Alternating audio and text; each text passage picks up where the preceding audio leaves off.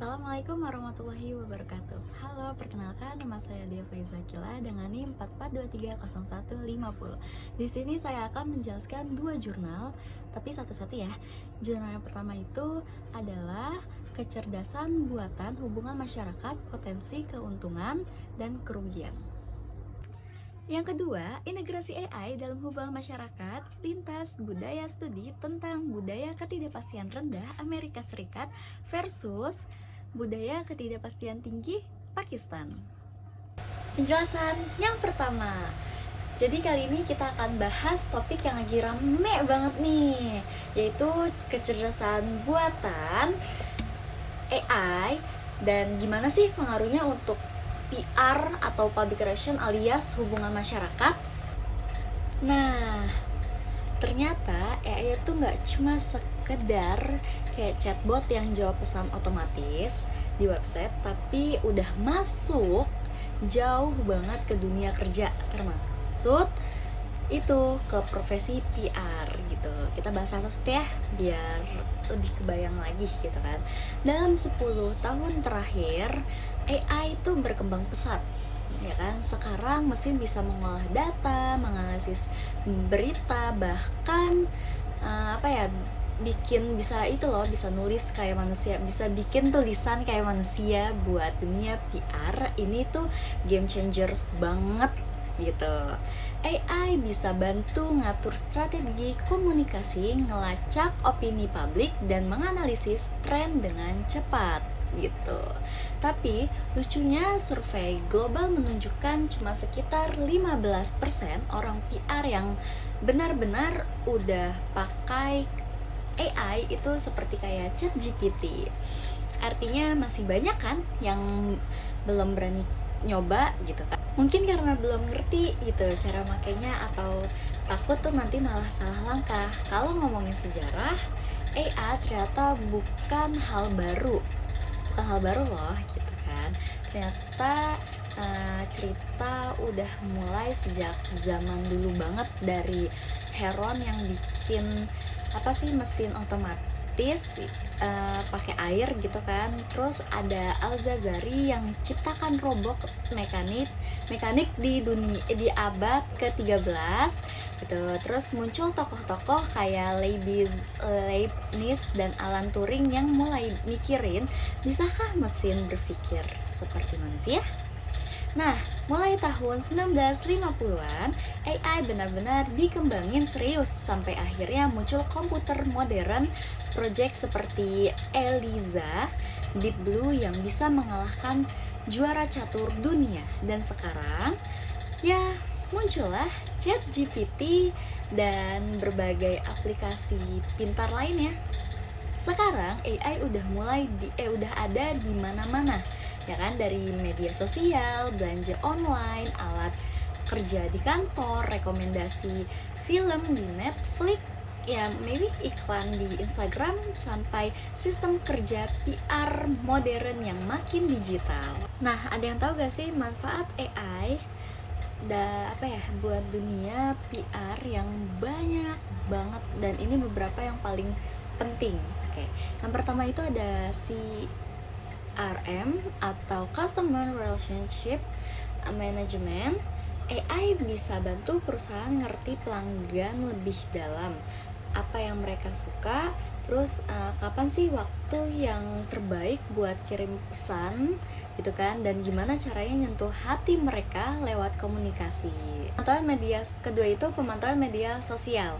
Kalau dulu PR harus scroll komentar satu-satu, sekarang AI bisa analisis ribuan postingan dalam hitungan detik. Dari situ PR bisa tahu topik apa yang lagi panas dan respon publiknya tuh gimana. Dan yang ketiga, manajemen krisis. AI bisa jadi sistem peringatan dini. Misalnya kalau ada isu negatif yang mulai viral, AI bisa langsung ngasih sinyalnya ke tim PR biar mereka cepat tanggap sebelum krisisnya meledak. Singkatnya, AI bikin kerja PR jadi lebih cepat, lebih akurat, dan lebih efisien. Tapi tentu aja nggak semua hal bisa diserahkan ke mesin. Nah, ini dia sisi gelapnya. AI juga bisa jadi masalah besar kalau dipakai tanpa etika. Pertama, privacy dan keamanan data. AI butuh data besar ya kan buat belajar, tapi seringkali datanya tuh dikumpulin tanpa sepengetahuan pengguna. Ini bisa jadi pelanggaran privacy. Kedua, bias algoritmik, ya kan? Ya benar. AI belajar dari data manusia, dan kalau datanya bias, hasilnya juga ikut bias. Bahkan bisa diskriminatif tanpa disadari. Ketiga, propaganda dan disinformasi. Dengan AI, propaganda dan disinformasi, ya benar. Dengan AI, ya kan, orang bisa bikin deep fake video atau akun bot buat menyebar berita palsu yang kelihatannya real banget gitu. Bayangin kalau hal itu dipakai buat manipulasi opini publik, bahaya kan? Dan terakhir, muncul kecemasan AI. Banyak profesional PR takut diganti mesin, padahal sebetulnya AI cuman alat bantu, bukan pengganti kreativitas dan empati manusia. Lalu gimana biar AI ini nggak jadi ancaman? Mari kita simak. Nah, para ahli kasih beberapa saran penting. Pertama, jaga privasi dan transparansi data.